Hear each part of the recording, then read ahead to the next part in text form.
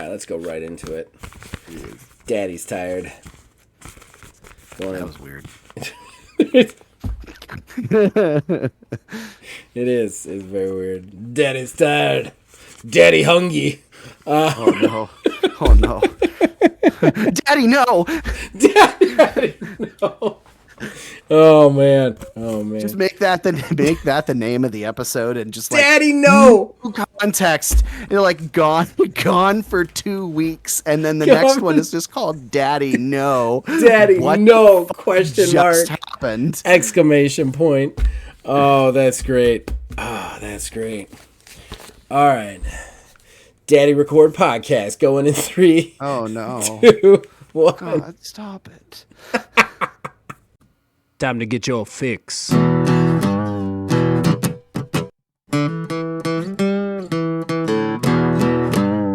It's a horrible gaming podcast. It's not good, it's not great. Horrible gaming podcast. It's not even what you would call fair. It's really not that good.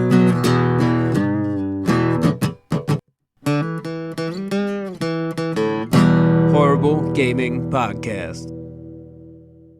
Hello, my name is Zach Wright with Old Man Gaming, and you, dear listener, for whatever reason, have decided to listen to another Horrible Gaming Podcast. I am not alone. Usually I am never alone. With me is... Neil, aka Tiny Wizard. Oh, hello, Neil, aka Tiny Wizard. Welcome to the show. Guys, we did take 2 weeks off again. I did post a little video out there just called Where I've Been, just to kind of be more transparent about stuff. I always promised you guys transparency, so every once in a while I like to just, especially when the channel has changed a lot of stuff, I just like to give you guys updates as to why the content has been sparse as of late. Well, and you know what, too? Last week was more so my fault because we have a family member of ours. It's her birthday, and we went to Cheesecake Factory. And I just have to say, aside from the cheesecake and the appetizer, I regret my decisions because the food was such trash. I have not had such bland, flavorless food.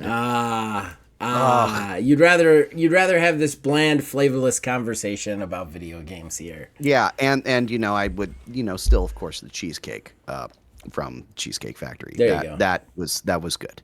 In fact, I still have a little bit upstairs that I should probably finish tonight. Let's say, don't let that go bad. That's a sin. No. So, guys, you guys can check that out if you're wondering where all the content's been. But we're gonna keep plugging away when we get a chance. The Cheesecake Factory. Cheesecake Factory.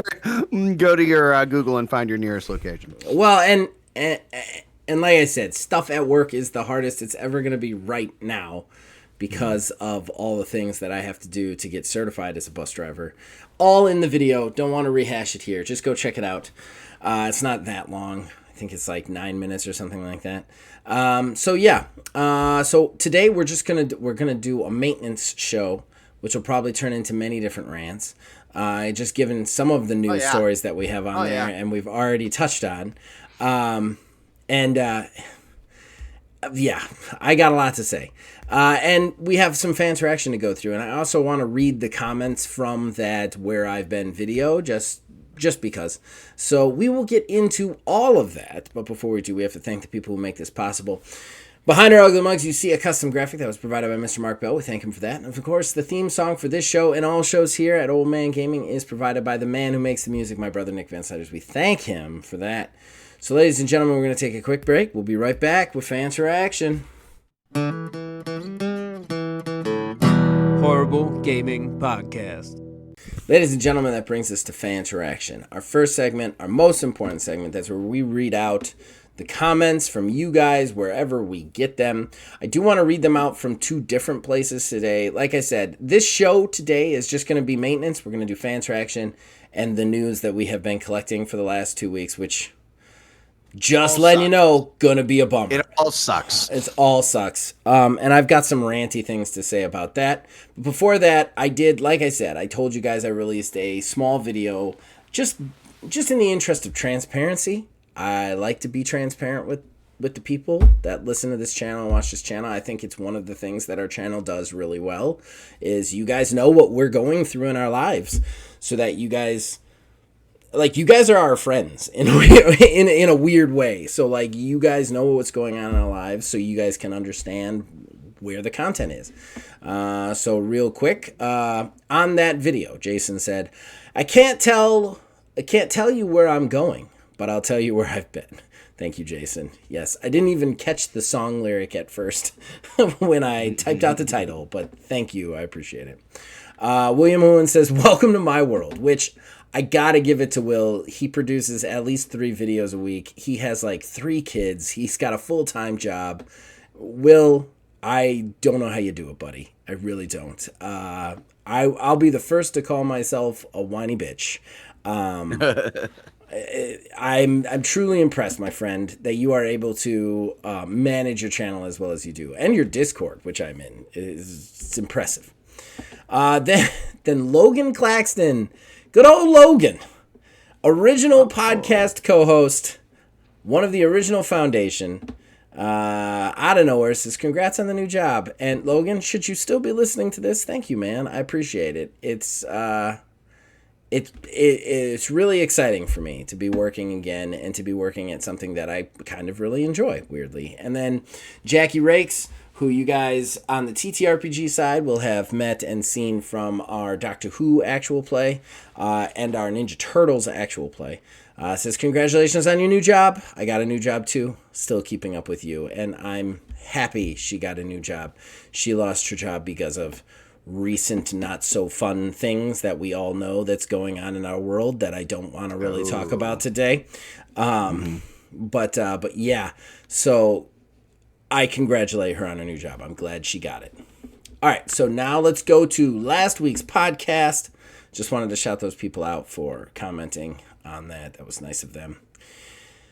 Where'd that podcast go? There it is. Okay, so please load. Thank you. I don't like silence. Thank you. Okay, so first and foremost, we have William Hohen. Hi! Exclamation point. Remaking a game that is still playable on current hardware is a bit asinine to me, to be honest. I like when they bring stuff we can't access anymore, but a game from 4 years ago? Dude. We do agree on pretty much everything about Dragon's Age. 1.5 million copies is a lot, but at the same time, it's not if you've put 100 million into it. Thanks for the show. Hashtag Old Man Gaming. Just kinda here.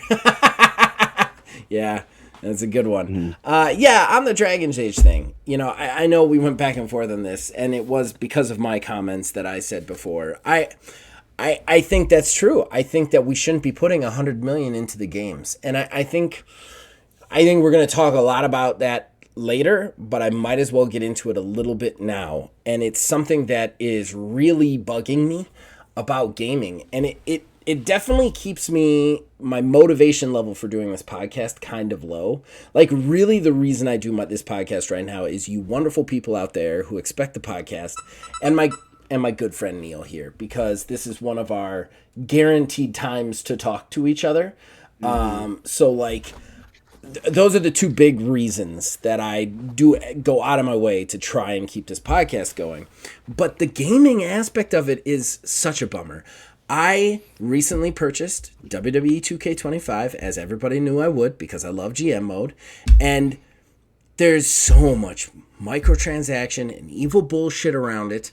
Meanwhile, on the other side, I've got Mirthwood, which was a, $30 game, AA game from 2 independent developers who just put out another big update for free.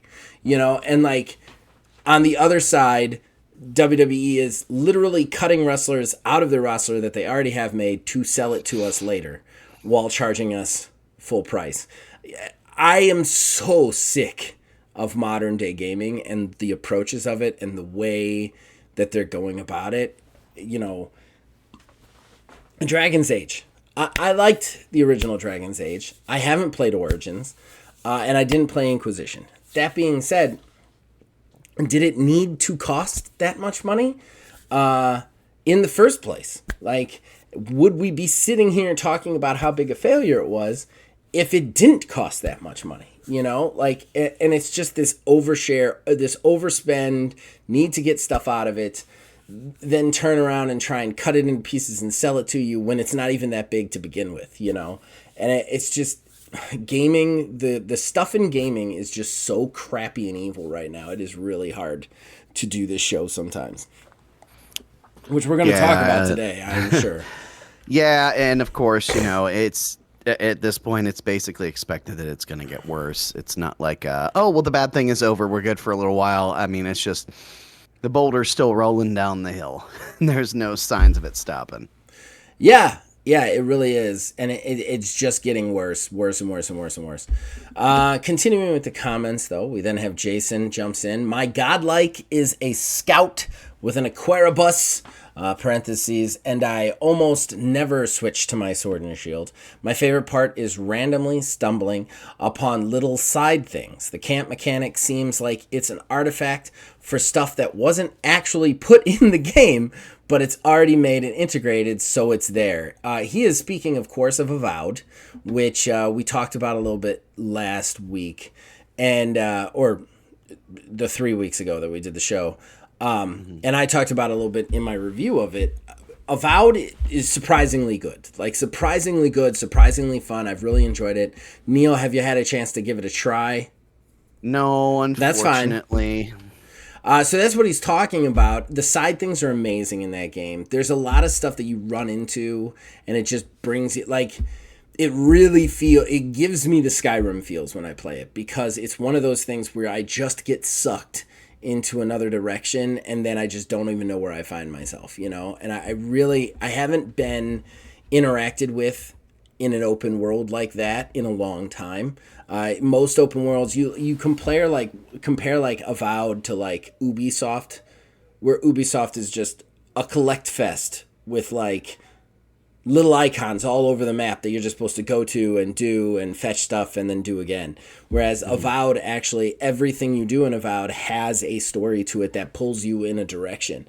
And, like, I really, really appreciate that. That being said, yeah, there's a ton of weird mechanics in this game that are even stranger given the comments that they made about Baldur's Gate 3, like where they were like, role-playing games aren't going to be like this, and then all of a sudden, like, there's a lot of story elements that like are very similar to Baldur's Gate 3, and then there's this weird camp mechanic that doesn't need to be there. I'm really interested to see when you do play it, because this camp mechanic, like, you're like, why is this here? Like, it is the only place where you can like upgrade your weapons and enchantments and stuff and talk to your characters, but you could have just done that walking around. You didn't need to actually like have a camp mechanic, and it's like, why is this here? Like, why are we doing this? That, like, were you trying to make a BG3 thing, or were you trying to do something else and you were just like shifted directions, and like Jason said, the mechanic's there, let's just go with it. It's very strange. All right, moving on. Jason says, I am also not a huge fan of the good/evil systems in many games, but then I'm a fan of anti-heroes and anti-villains. The shades of gray and the alignment systems in games by their nature are point counters. I can't count the number of times I do something good, not because it's the right thing to do, but because it's the prudent thing to do. Like sparing people's lives, because why the unholy name of hell do I need to have cops on my tail for no reason? And yeah, I completely concur.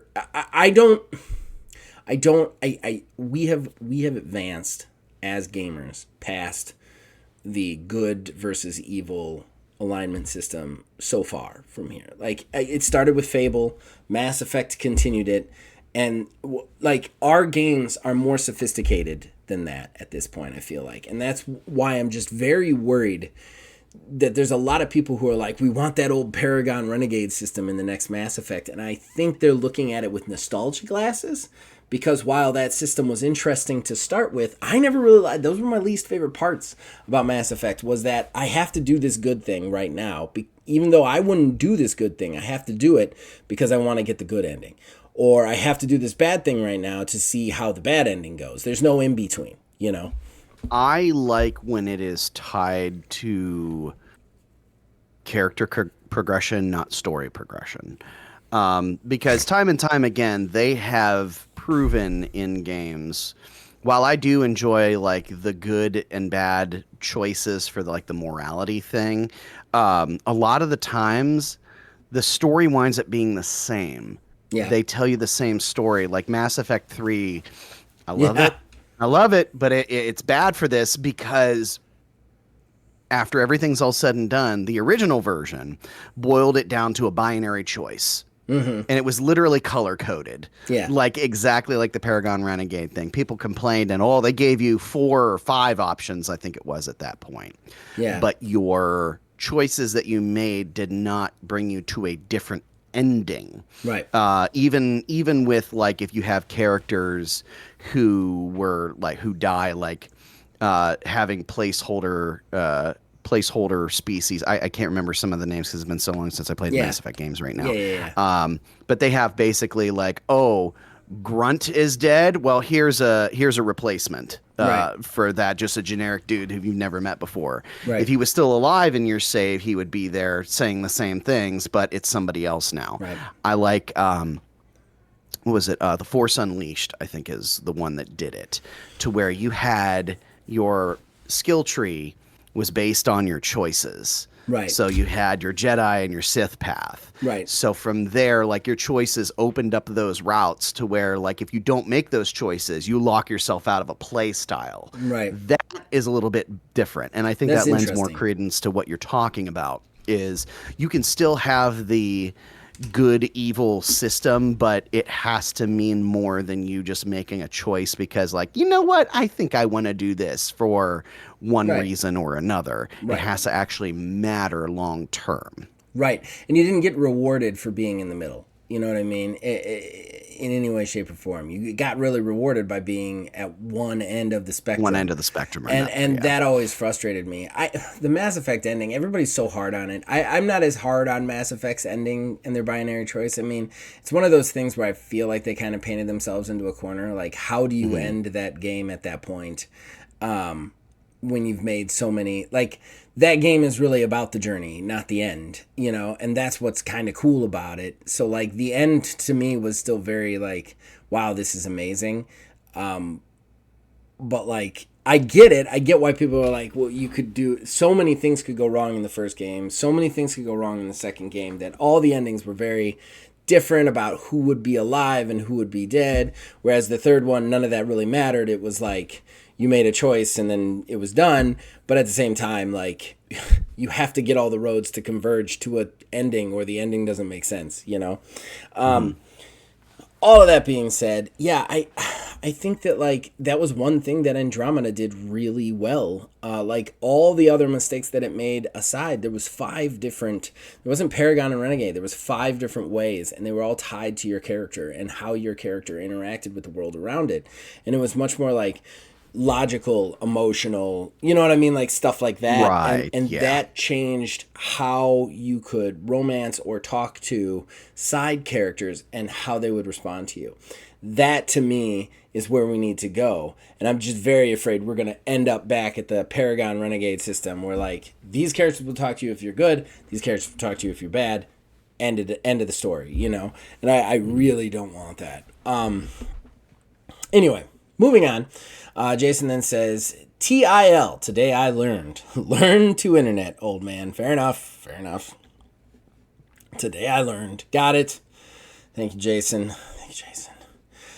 Jason then continues, when I was little, Baby Ruth was chocolate payday. I like Payday specifically because it has no chocolate. I think you guys are all crazy. I don't think a Baby Ruth is anything like a Payday, let alone a chocolatey Payday.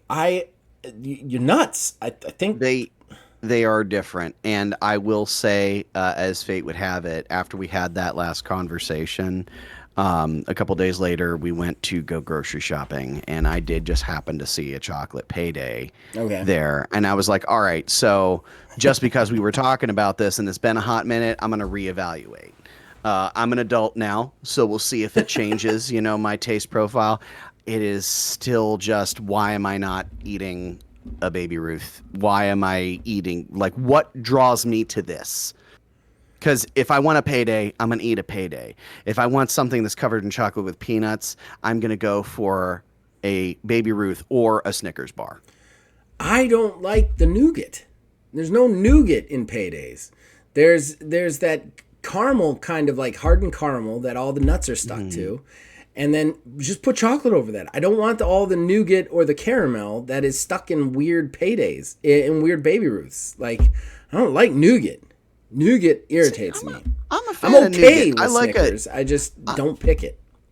I like a good Charleston chew that's been in the freezer for a little while. Yeah. Take it out, slap it on the counter, chew her up. Primo.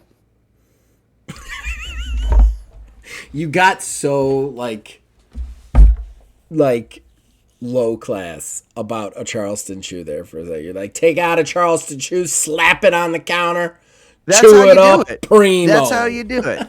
If you get the big Charleston chews, you got to put them in the freezer for a couple hours, and then you slap them off the counter so that way it cracks into little pieces so you can open it up and take the pieces out. Because otherwise, if you have it in its full bar form when it's frozen, you go to bite into it. First, it's kind of hard to do that. But then once you do, the act of you biting into it can shatter it anyway. Way too much work. So then you get chunks of chocolate everywhere. No. It's all stuck on stuff. It starts to melt. Then you look like a slob because you're just covered in melted chocolate. Too much work for a candy bar. I want to have to have 6 steps to eat my candy bar. I like the setup. Man. I got weirdly forced into buying a 25-pack of Reese's off of Amazon, which is its own story, and I have that thing in the fridge primed and ready to go. Okay. All right. All right, well, that's it for Fanteraction. Weird candy bar arguments aside, shall we take a quick break and do the news? Yes. Horrible Gaming Podcast.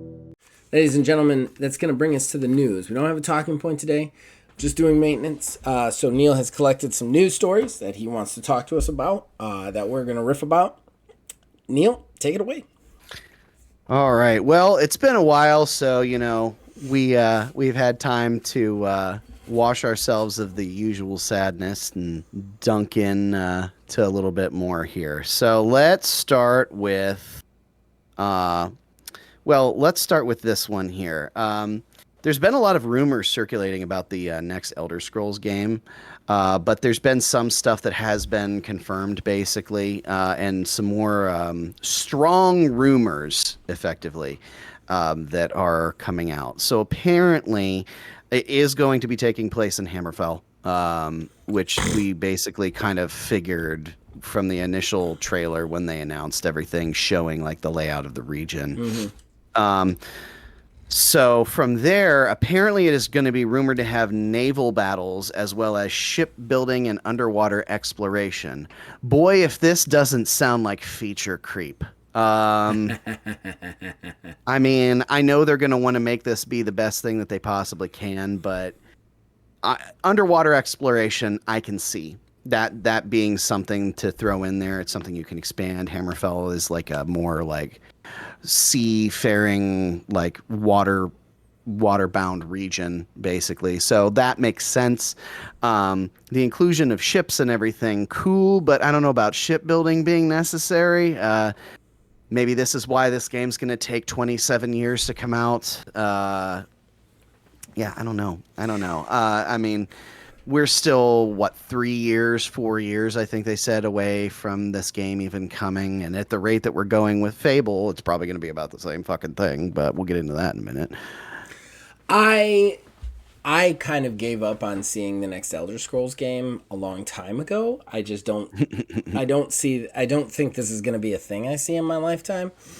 That being said, I am the first to be a real simp for pirate ships, pirate combat, water combat, all of that stuff. I mean, we all know I spent a great deal of money for Skull and Bones. So that's how much I like pirates and that kind of like genre. I love that kind of like the old school ships and the cannon fire and all that stuff. So like that sounds really cool to me in a Skyrim game. Honestly, if there's anything that I kind of feel like might be missing from Skyrim, it's that.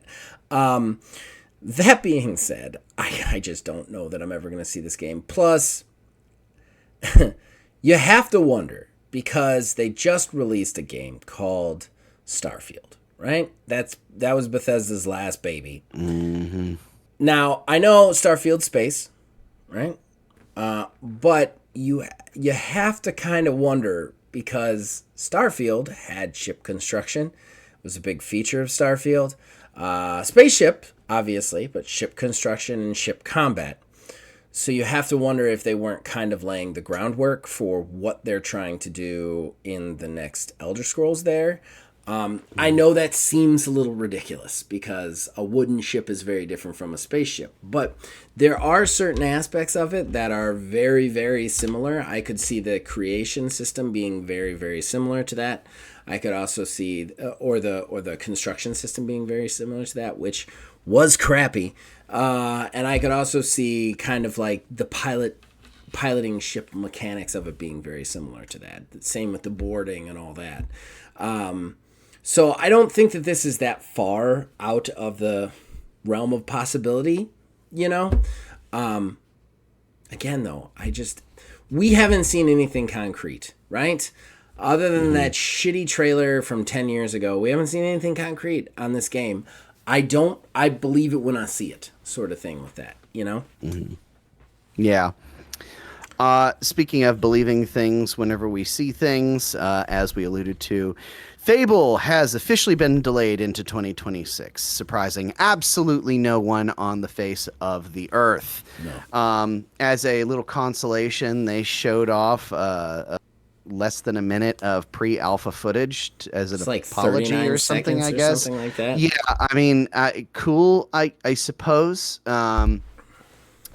There is a theory circulating online, which I would not be surprised about, that the reason for the delay is for a simultaneous launch on PlayStation 5. And if you're paying really close attention, Microsoft has been making those moves to launch everything across all platforms as much as humanly possible. Indiana Jones is going to be coming to PlayStation 5 eventually. Doom: The Dark Ages is also going to be launching on PlayStation 5. I'm sure there is going to be more than that, and I'm quite certain we're going to see Fable on PlayStation 5 as well. So, first of all, on the Fable thing, I don't think anybody's surprised that it's delayed. I don't think we'll actually see it in 2026. I think we'll see it in 2027. I think this is going to be a Cyberpunk. Like, we're going to see delay after delay after delay because they keep telling us stuff about this game but not showing us really anything. 39 seconds of pre-alpha gameplay does not make me feel like your massive, huge open world game is anywhere near done. So that being said about Fable, also, I do want to say I am still very worried there's no character creation in this game and that you're playing one character. They have only ever shown that stand-in female main character for the game. Are we playing a heroine in this, or do we get to create a character? If we don't get to create a character in Fable, it's a huge mistake. In my opinion, I think.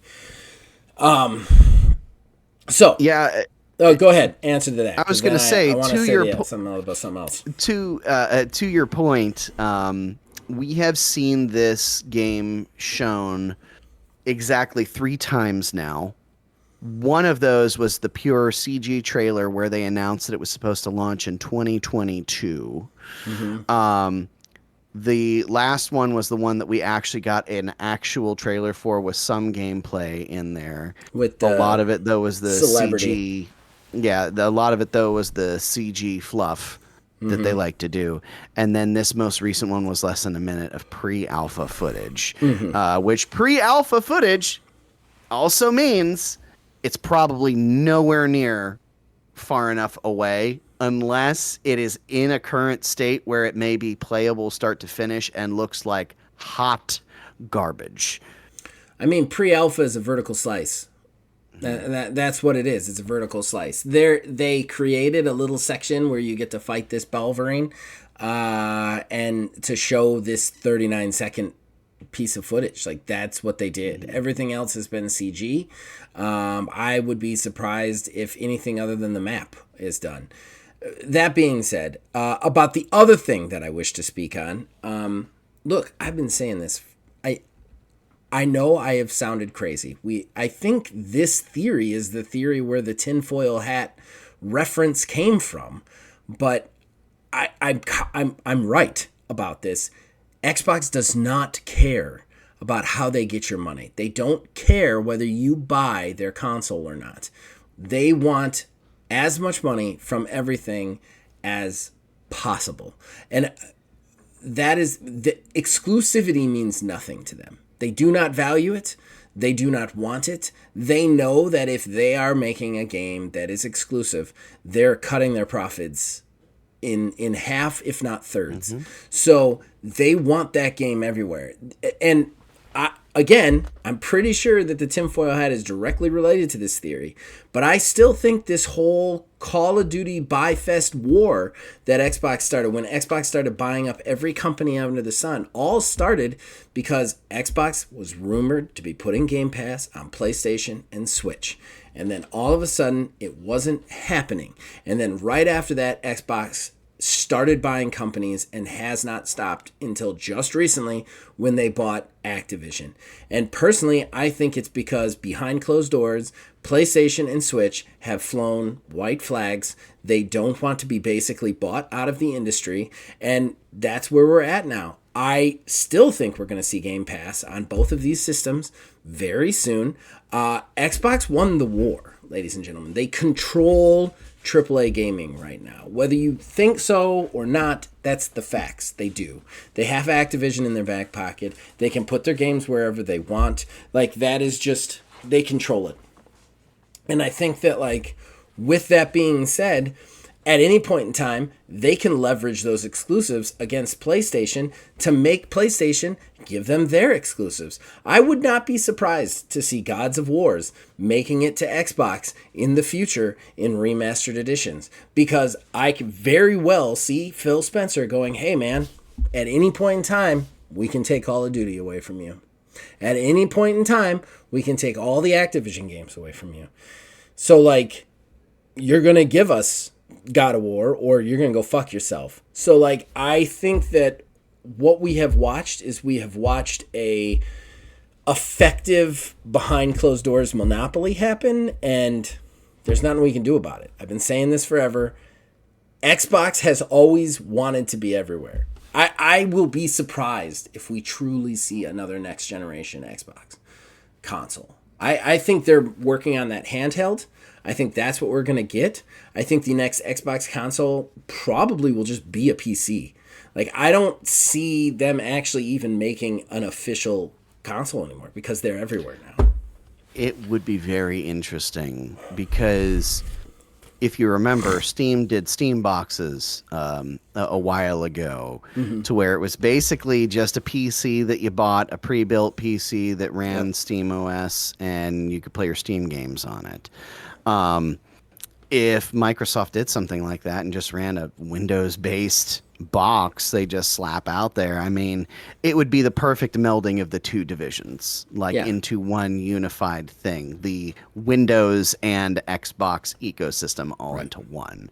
As it stands right now, with exclusivity being the way that it is and those lines beginning to be blurred, weirdly enough, between two specific parties, because Nintendo and Microsoft are pretty chummy with each other, but Microsoft and Sony is like an adversarial relationship almost, it seems. Because like you had said, I mean, now that Microsoft has Call of Duty, I mean, they inked that deal to like promise support up to like 2027 or something like that. I think it was for Call of Duty games on PlayStation. But I think when that runs out, then it does become that, okay, so here's what we want. Yep. And if you won't play ball, well, of course, we're just going to take ours and go home. Yep. And then at that point, PlayStation has their, first party, their solid first party narrative driven stuff, but that's not enough to sustain the business end of everything, so to speak. I completely agree. I think that like we are like they don't give a shit about the console. They don't care if you buy the Xbox Series 360 One X2. They don't care because they have Game Pass and they're cramming that down everybody's throats. And that's where they want it. And if you're on PlayStation and you want Indiana Jones, you're going to buy it. You know what I mean? Mm-hmm. Like, you're going to, like, if you want Fable, you're going to buy it. Like, they don't give a shit. Like, you're not going to decide not to buy it because it's got an Xbox on the front. That's not what they care about. I think that, like, they much more have attacked this digitally, and that's why they've already won. Like, and don't get me wrong, this isn't like a Patriot thing. Like, I know when this channel first begun, I was rah sis poo bah Xbox, but that's not what I'm saying. I don't want this. I don't want anything about this, and I yelled about it while it was going on, but we're past that now. We've already fallen down the mountain. We're at the bottom of the hill. Phil Spencer stands atop of it, and that's where we are. They care about digital. They care about digital games, digital services. That's where they've made their mark. And once they put that on PlayStation, this is over. And I think we will see it on PlayStation very soon. Like that, because that's what they want. And then at that point, Sony is basically just you're a subdivision of Xbox at that point. Right. So I think maybe we should talk about the bigger one of all the things that have happened. Sure. And it is having a lot of fun on this podcast really talking about shitty. stuff. Yeah, it's an old school traditional episode. So Warner Brothers Games just purged a ton of studios. One of them was Monolith. Responsible for making the Lord of the Ring games and that excellent Nemesis system that we've talked so much about that they patented and won't let anybody have. Well, apparently that lasts through 2036. Goes down with the ship. So it goes down with the ship. Nobody gets to have it. As well as that, there was a Wonder Woman game that was in development that was already announced. We had a teaser trailer for it a while ago, 2 years ago, I think it was. And all of this is being laid squarely at the feet of Suicide Squad. Which is...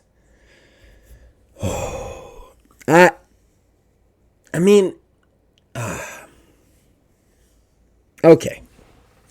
So let me ask you a question before you go into this. Because I don't even know where to begin the rant. Do you think it's fair to lay all the blame at Suicide Squad's feet? No. At Rocksteady and what they did with that game. So one thing I maybe don't understand are Rocksteady's not under Monolith, right? I don't believe. I think Rocksteady is its own thing. So they're not getting fired. Working on no. Yeah, no, they're good. Okay, all right. So, okay. Yeah, no, they shouldn't be laying this at Monolith's doorstep. Monolith's original games, like their original games, have all been very quality, relatively well-selling products. I think the only commercial failure would be Mad Max, although Mad Max actually gained some cult status. People still talk about that one. But the Shadow of War, Shadow of Mordor were both amazingly successful games. That is where the Nemesis system that we talk about is. That's the only place to play it at this particular juncture, and now forever. Like their studio's games have been successes, right? So Rocksteady, I'm gonna assume that Monolith published Rocksteady's Suicide Squad game. That's where I'm going to assume they're connected to Suicide Squad in some way, right? Okay. How the publisher gets all the heat for that, it wasn't the publisher's choice to make that. I mean, maybe it was. Maybe it was Monolith. Maybe Rocksteady was like, we're going to make a Suicide Squad game that's like Arkham Asylum. And Monolith came in and was like, we need a Destiny with superheroes.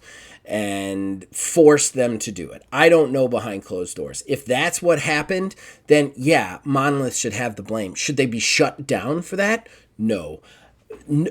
My big problem here, okay, aside from who made the game, who developed the game, and who published the game, no company, no entire studio should be shut down because of one game. This goes back to what I have been talking about over and over again about overspending in game companies. You should not be at a point, unless it is the first game you're making, you should not be at a point where your company is so leveraged that if you create one bad product, everybody in the company goes down. Okay? And this is the problem.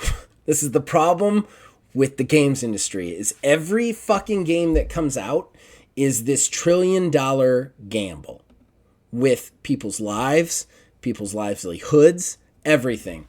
Monolith, like I said, aside from the morality involved in patenting the Nemesis system and keeping it out of every other game out there, aside from that, right? If you just look at their quality of games, should they be burned? Even if they made Suicide Squad, should they be burned for that game? No. Just like when Rocksteady made Suicide Squad in the first place, I didn't say they should be burned for it. They made a bunch of good Arkham, like they've got a good track record. You're allowed a failure. The problem is that we are so leveraged against the games that come out that we have to fire everybody on it. Hell, we talked about it last time we did a podcast. We're so leveraged that we have to fire people when the games are successful. Like, that is the problem with this industry, is that every one of these fucking games is $1 trillion bets that don't need to be made. If two guys can make a game for $30 in their basement and then have all their updates be free and still make enough money to make another game, then these fucking companies are doing something wrong. Yeah, I think, I would say that I think Rocksteady's issues are not necessarily their own. It's the higher ups, because remember, they were talking about doubling down on microtransactions, right? Thing like that, and microtransactions in live service, when they've seen evidence clearly that that's not the case. Right. And now the game that they were talking about doing that from has theoretically caused an entire subsect of their gaming division to be shut down through Monolith. Now, from there, I think the kind of started turning this way with Arkham Knights. I think that was the first sort of, hey, is thing okay over there? At least with Rocksteady side of things. But I think that is more so laid at Warner Brothers proper's feet. I liked Arkham Knights. What was wrong? Oh, no, wait. Arkham Knights. Never mind. Nah, yeah. Arkham Knights was the Bat Family one. Yeah, I mean, I was getting mixed up because they called the third one Arkham Knight. Oh, yes. And I always do that. In my head, I'm always like, the third Batman was good. Arkham Knight. Yeah. I remember Arkham Knight. And I feel like now they are going to be backed into a corner of making another, like, Arkham game proper, single player. But the thing that's really going to suck about this is it's going to get trotted out to us is single player, no online requirement, no microtransactions, and expect applause whenever this game is officially put out there. And I will bet you everything that I have, if that game does not sell well enough, then Rocksteady's next. Well, and I'll bet you everything I have that if they make another one, it'll fail, because people don't want the games that they've already played. And I think that that's another big issue with AAA games, is this addiction to IP. Like, we've got this IP. We've got to just keep making this game. The 5s and the 6s. like there was a time in games where you had a couple of games and then they were done, and then we were done with them, unless they were platformers, like mascot platformers, like here's the game, here's a sequel, we're moving on. I think that like none of these companies are willing to take risks, with which is a huge risk in itself, because they don't take the risk on a new IP, but they take a risk in all the other aspects of it, and then it doesn't make money because they haven't tried anything new, you know? I think that if Rocksteady goes back and makes a fourth Arkham game, it'll fail. It'll fail. That story's done. We've done that. It'll fail. It won't make as much money as it needs to make, even with the Batman fans. It's not what people want to see. And I think that we will end up in the same position, because I think it's good that they stopped making the Batman games. I think it's good that they made a third one and then they were done. The problem is that then everything after that has been a trash fire, where they're not committed enough to leave the IP behind, so they keep trying to make ways to shoehorn it in while then also doing all this microtransaction bullshit that they're getting pressure from. You know, I mean, let's face it, Suicide Squad and Arkham Knights are Arkham adjacent. You didn't actually walk away from the franchise. You've just made 2 more trash fire games kind of next to that game. Make a new game. Make something new, you know? I tend to agree with most of what you've said. The one thing that I think it might be a little bit different, I think that another Batman game, Arkham proper game, would fail by virtue of probably more so not living up to like a sales expectation. I think that there is a want for those sorts of games. That's part of the reason why that formula was basically adapted for Spider-Man and has done well, because it's, you know, the same formula, but with a different coat of paint on it. I think people like that because it's not an extreme oversaturation. We were getting very close to that point come about the second Arkham game, because everybody wanted to do that that sort of free-flowing combat system that Arkham is known for. But then everybody kind of started to go on to different things. Then the live service trends started really kicking off and all that good stuff. But I think that it would be deemed unsuccessful because now those sales metrics that they want for these games, like we talked about before, even if you are successful, you still fail. Like there's no win, no matter what way you slice it. There's no win. There's no win in AAA games anymore. None. And they keep trying to look for a fast win, and those are the wrong ways to go. Instead of just like taking a step back and trying to do something different, trying to do something new, and trying to do something more cost effective. We do not need to spend the money that they're spending. And I know a lot of people would say, oh, well, they're laying people off. That's more cost effective. I mean, I agree most of the ways, but the problem is that they're not laying people off to make cheaper games. They're laying people off to make the people who are still there work twice as hard, and they're spending twice as much money on the actual software that's going into those games that is then going to be shit, which is going to force them to lay off more people. You know, like we're not laying people off because we're trying to make smaller games, right? Or more cost-effective games. We're laying people off because we can't afford to keep those people working on the games that we're spending too much money on, so that we can spend too much money on the games that we can't get people to buy. And that's where the disconnect is, you know? Well, speaking of weird expectations and stuff like that, did you hear what Randy Pitchford's dumbass said? Oh, good God. What now? Oh God. So apparently in regards to Borderlands 4, Randy Pitchford told everybody that they need to be optimistic about Borderlands 4, or quote, we'll all pay the price. What does that mean?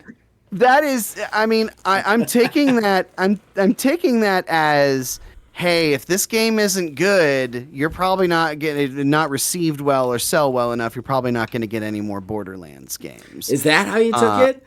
That's how I thank took it, God. because I thought he was going to use otherwise- his wizard powers to attack I us was all. gonna say, yeah. Otherwise, Randy Pitchford's just gonna show up and force us to watch shitty Magic for like ever and eternity in hell. Just that 24-hour YouTube live stream of Randy Pitchford, like, is this your fucking card? Okay, good. Next trick. Better be, or we'll all pay the Better price. be. Or I'll keep doing this. Yeah. Yeah, I don't know what the fuck kind of marketing this is. That's weird. That's really weird. It's very weird. But to be fair, I mean, if you look at it, like putting it through the lens of everything that's going on in the gaming landscape, I mean, it kind of fucking makes sense, which is terrible. Because again, like we've already talked about, if the game is not good enough, people are going to lose their jobs, and you're never going to see another Okay. thing from that again. You're not going to see Gearbox anymore. You're Well, not that's the going to thing. this. It's you're not even gonna if the that. game is good enough. It's not even if the game is good enough. It's if it doesn't sell enough. Because all these games we're talking about, with the exception of Suicide Squad, it was a shitty game. But like most of the games we're talking about are good games. They just don't sell enough product to meet the insane like cost plan that you have to have. Look, Borderlands, the other thing I want to point out, and like I said, I feel like I'm on crazy pills. I feel like every time we get on to do this, I'm just saying the exact same things in new ways, trying to find new words to say the same fucking 4 sentences. But The English language has run out. how many Borderlands games do we need? How many Borderlands games does the populace want? We are now what? 6 in? This is 6 in? 6 in. So this will be the 6th Borderlands game. 6 proper, actually. I mean, there's also, if you count Tales from the Borderlands, then at that point yeah, you're at 8. Yeah. Then you would, then you'd be up to 8. So well, you'd be up to 9 because there was 2 of them. Yeah, no, that's... Oh no, 8. Yeah. You're right. 8, 6. Yeah, you're right. Still, nonetheless, so we've got 6 of these fucking things, right? When is the point where we say we don't want them anymore? When does the general populace go, we have seen enough of the Borderlands, we don't need any more Borderlands? I think that is a big issue, right? Is the whole IP fatigue. Like, these IPs cannot last indefinitely forever. I like Borderlands. I played a ton of Borderlands 1, way more Borderlands 2. I played a decent amount of Borderlands 3. I played the pre-sequel. I played Tiny Tina's Wonderlands. I've played every Borderlands that has come out so far. Hell, me and Phil Billy made a show of it. You could go check. For one of our first shows ever was Borderlands 330. I love Borderlands back in the day, but we are at a point where, like, do we need another one? Do we want another one? Is there an outcry for more? I mean, there's definitely a core fan base that's going to go buy it, but is a core fan base enough for you to make enough money to get your nut back on this? It doesn't sound like it is, So, like, we're in this situation again where you have 2 huge factors, and the 2 factors are overspending and IP fatigue. Why are you making another Borderlands already? Why have we made 6 straight Borderlands? Why haven't we tried something new? And if this one is successful, are you going to make a 5th one? And do you think the 5th one's going to be successful? You know what I mean? Like, we get to a point, like, even with things that are annualized, like Call of Duty. Call of Duty is starting to not be the biggest seller. And that sucker was the top seller for what, like 10 fucking years straight? Yeah. And I think the last 2 years, it wasn't the number one selling game. It's been down year over year, basically, for the past 3 entries. People are moving on. You could make an argument that the quality has gone down. I wouldn't necessarily fight you on it. But at the same time, interest also goes down. Like, you can't just keep doing the same thing. Look at the Marvel, like, look at movies. Look at the Marvel universe, okay? Marvel movies are in the fucking toilet right now. Why are they in the toilet? Because they already ended it with Endgame, which was fucking 10 years ago. They're still making these things. They churn out like 4 of them a year. People are done with that subject material. They've moved on. And like, it's the same with games. People get IP fatigue. We don't need to see another one. We didn't need another Halo. We don't need another fucking one of these. At least not in the way that they're presenting them to us, right? So like, I don't know. I don't know that's a good idea, you know? Yeah, I feel like they should have taken this opportunity here, because I would say that Tiny Tina's Wonderlands at least gives you, like, that's when they got into, hey, melee can be right. Not in that game really so much, but they tried to do something with melee, and now it looks like in this they're going to kind of get melee into the mix.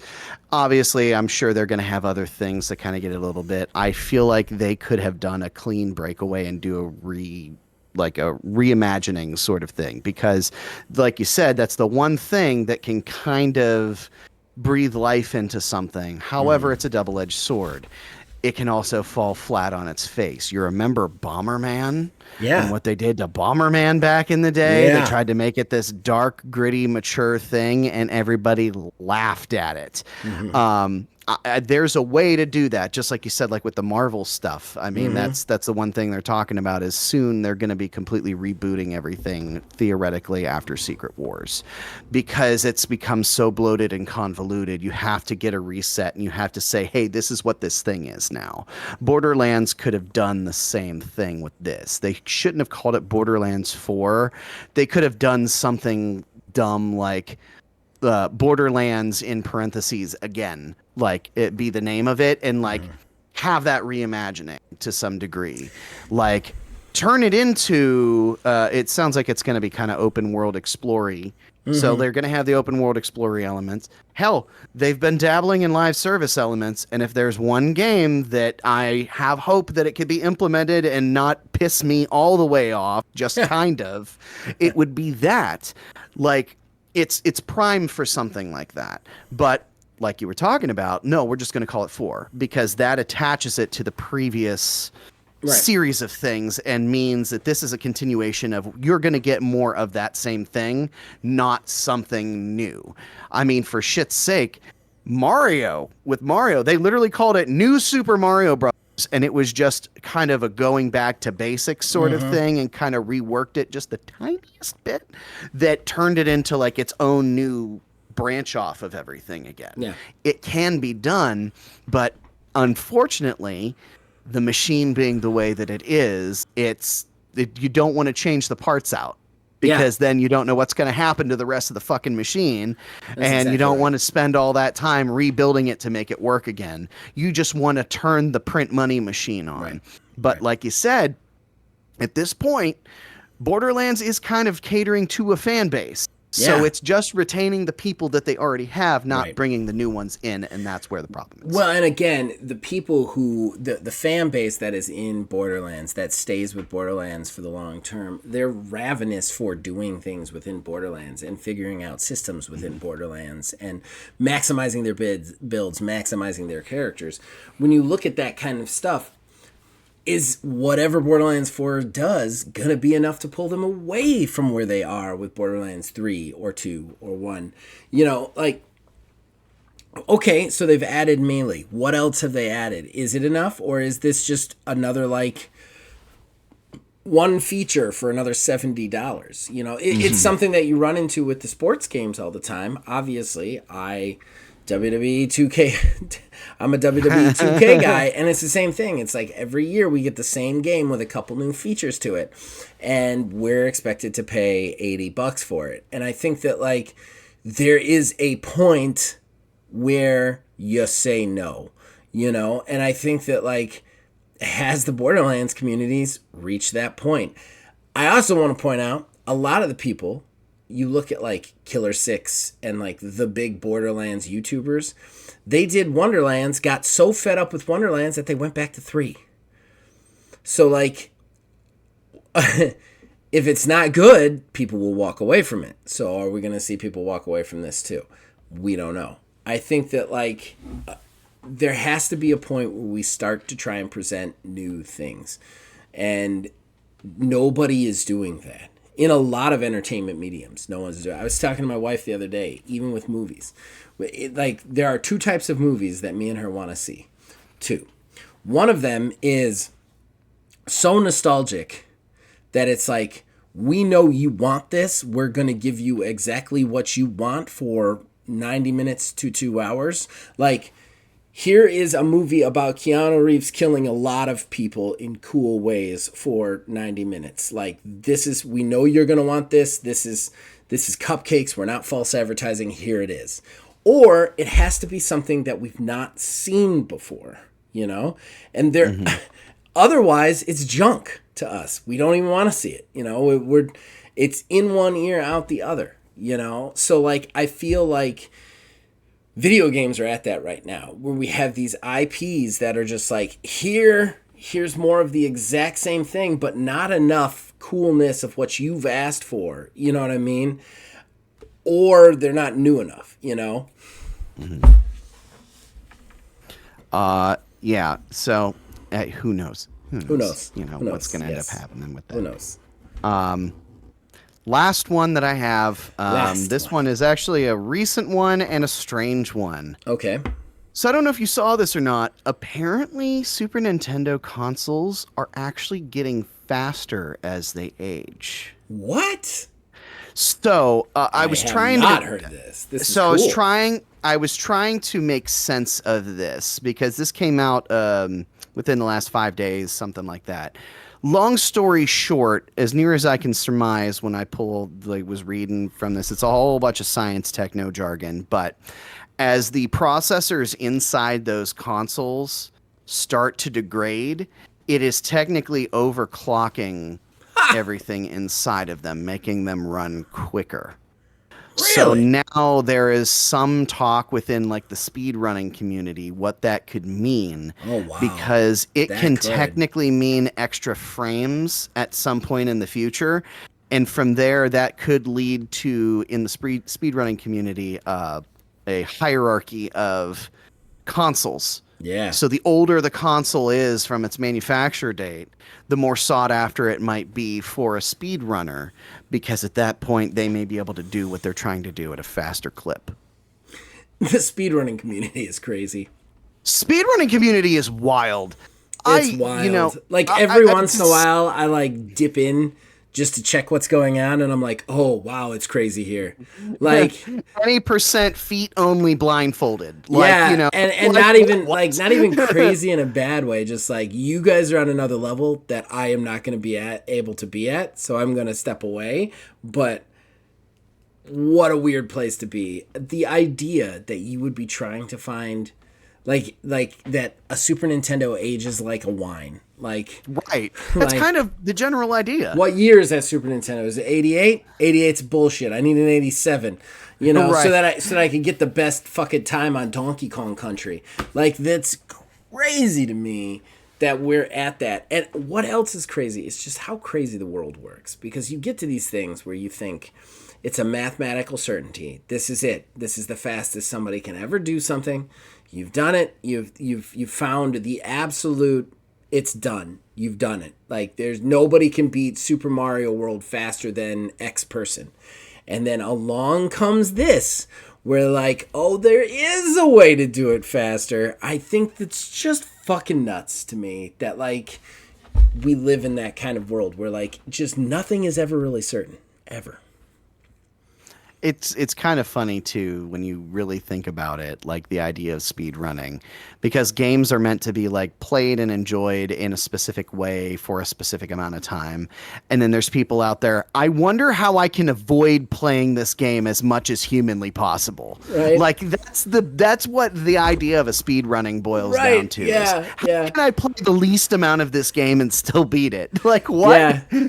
Yeah, I think that's hysterical. Like, how do I play this without getting any enjoyment from it or being able to recognize any art from it in any way, shape, or form? Oh, I know. I'll speedrun it. Like, how do I play video games without enjoying them? I think that's hysterical. Yeah. All right, so that was your last one then. And that is it. We're done. We're all done. We are done. All right, ladies and gentlemen, we're going to take a quick break, and we'll be back with the plugs. Horrible Gaming Podcast.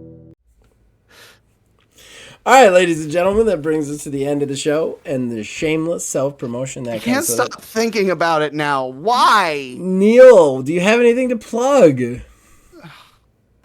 We actually did manage to do in the midst of all the shenanigan thing. We did actually manage to get back on track with Ordo, and I believe as it stands right now, I mean, we might actually be able to get in here soon. So. We are rolling back with that. I believe the plan is to release the episodes after everything's all done this time. Yeah. Just because of the weird how everything all shook out with the holidays and life and everything like that. So, In fairness, I'm going to blame Wizard a little bit. He really wanted us to release Ordo with the spooky season with Halloween and stuff, so we only had like 2 episodes of the second hunt done when we started releasing them, and I knew it was a bad idea. I almost never release actual plays unless they're going to be like ongoing forever, until an entire chunk of them is done, like a season, a hunt, whatever. But he talked me into it, and we got into this position. So we're not going to make that mistake again. We are back semi on track again while the school season is in session. As I have said on other things, it is harder for me to record the actual plays on the TTRPG side. So, yeah, it's going to be a little bit, but we will get that out. Once summer rolls around, I will be able to crank out some more recording. Not as much, but some more recording. So, it just is what it is. We're going to have less actual plays. We're still going to have them, though. I want to do them. It's just we will have less of them on a weekly, monthly / basis. But yeah, we're back recording, and we have another session set for tomorrow to record. And we're going to record some more Ordo, and we're very excited about it. And I can't wait to get through Hunt. And honestly, the hunt has really started to kick in right now, even though we already had one fight with the car. I feel like that last session was fire, as far as I'm concerned. Mm-hmm. As far as plugging for me, I do want to do some more stuff with Neil in the future. We are considering some games. Kayla also has a shiny new computer that is not okay by old man gaming standards, but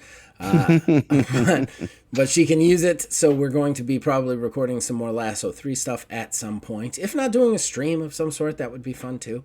Probably we're looking at summer for one of those.